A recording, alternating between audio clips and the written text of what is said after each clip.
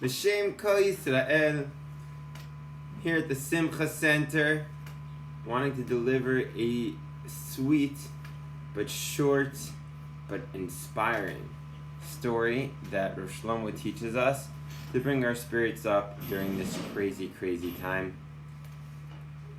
So, this is a story that the Rebbe Misadigora would tell every year as he approached Pesach. This is a hachana, the preparation that we need in order to go to the energy of Pesach.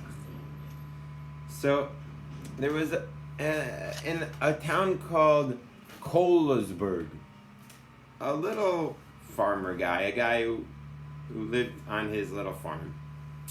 And he couldn't pay the rent, this little Jew, this Yiddle.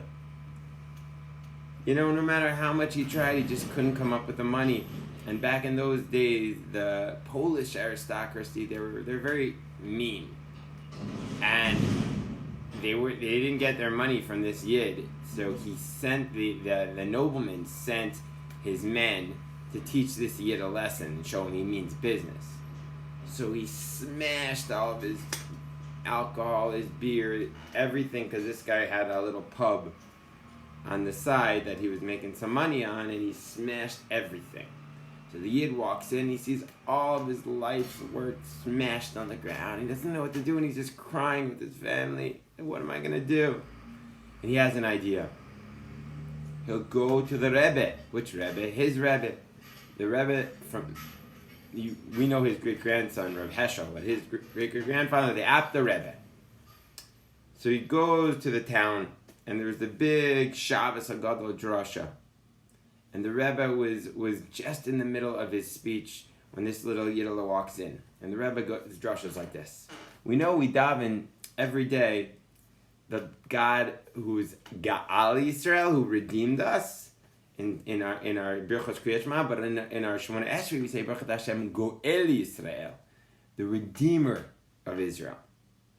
So what's the difference? So he says it's not just that once God took the Jewish people out of Egypt, but that right now God is redeeming the Jewish people.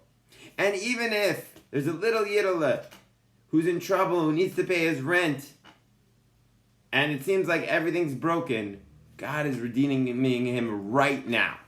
That was the words that the Rebbe said. This little Yiddle hears this. He starts jumping from joy. He says, amazing. Wow. Just a message for me. He must have had Ruach HaKodesh. Obviously Hashem is going to save me. He dances his way home. He tells the story to his wife. And they're just singing and dancing.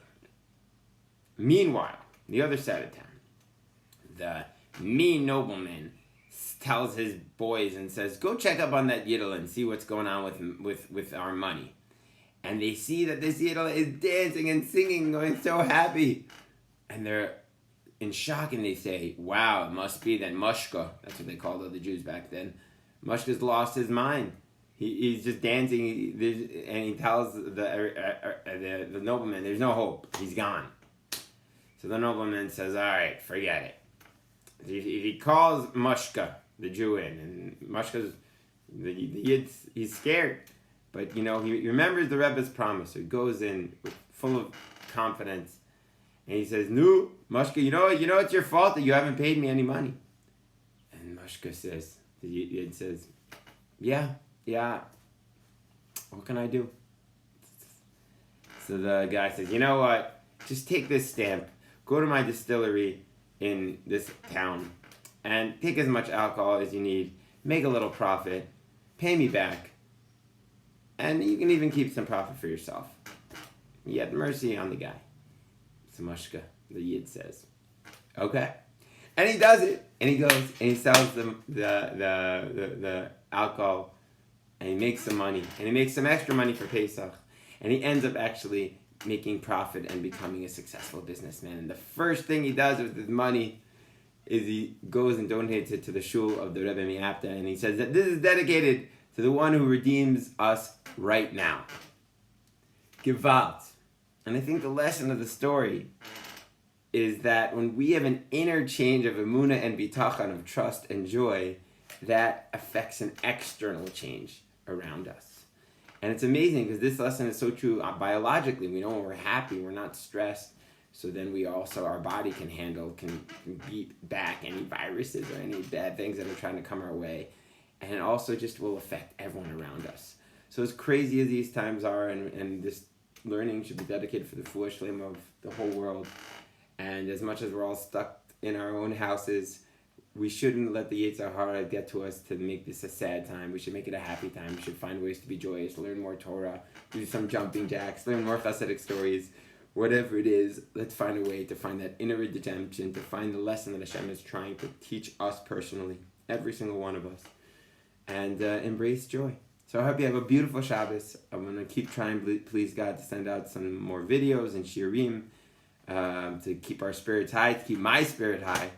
And I wish you a beautiful Shabbos. Be in touch. Good Shabbos, good Pesach, good everything.